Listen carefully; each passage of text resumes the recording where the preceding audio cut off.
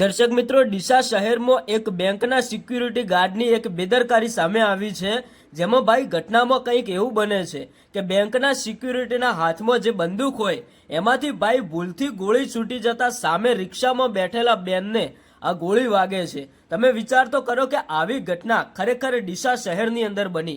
આ ઘટના બની એના બાદ સોશિયલ મીડિયાની અંદર ઘણા બધા સમાચાર વાયરલ થયા, ઘણા બધા વિડીયો વાયરલ થયા। એમાંથી ભાઈ ક્યાંક ને ક્યાંક ઘટના સ્થળે આ બેનને તાત્કાલિક હોસ્પિટલની અંદર દાખલ કરવામાં આવ્યા। અને મિત્રો તમે વિચાર તો કરો, બેંકના સિક્યુરિટી ગાર્ડની એક બેદરકારી સામે આવી।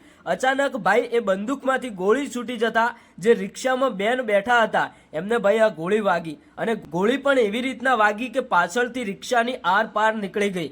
હવે મિત્રો આ બેનને હોસ્પિટલની અંદર દાખલ કરવામાં આવ્યા। ઘણા બધા લોકોની માંગ છે કે જે પણ બેનને આ ગોળી વાગી એમને ભાઈ ન્યાય મળવો જોઈએ।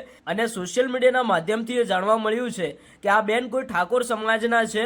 તો મિત્રો ડીસા શહેરના આજુબાજુ વિસ્તારના અત્યારે હાલ ઠાકોર સમાજના ભાઈઓ પણ મેદાને ઉતર્યા છે કે આ વાતનો અમને જલ્દીથી ન્યાય મળવો જોઈએ, કારણ કે એક બેંકના સિક્યુરિટી ગાર્ડની એક આવડી મોટી ભૂલ, ખરેખર મિત્રો તમે વિચાર તો કરો કે આ કોઈ નાનકડી ભૂલ ન કહેવાય। આ તો ભાઈ સારું થયું કે અત્યારે હાલ બેનને તાત્કાલિક હોસ્પિટલની અંદર દાખલ કરવામાં આવ્યા।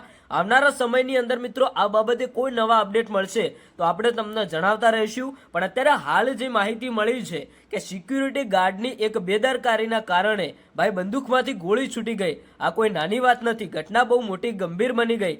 બેનને તાત્કાલિક એમ્બ્યુલન્સ બોલાવીને હોસ્પિટલની અંદર દાખલ કરવામાં આવ્યા। હવે ભાઈ આ ઘટના વિશે તમારું શું કહેવું થાય છે? ઘણા બધા લોકો તો અત્યારે હાલ સિક્યુરિટી ગાર્ડ ઉપર આક્ષેપ નાખી રહ્યા છે કે તમે આટલા વર્ષથી નોકરી કરો છો તો તમારા હાથમાંથી એવી ભૂલથી કેવી રીતે ગોળી નીકળી ગઈ? તો ઘણા બધા લોકો એવું કહે છે કે જાણી જોઈને ગોળી મારી, પણ આમાંથી ભાઈ ક્યાંક ને ક્યાંક સીસીટીવી ફૂટેજ આવશે અને પોલીસની તપાસ બાદ જે પણ નવા અપડેટ મળશે એ આપણે તમને બતાવતા રહીશું। તમારું શું કહેવું છે આ ઘટના વિશે? કોમેન્ટ કરીને જણાવતા જજો।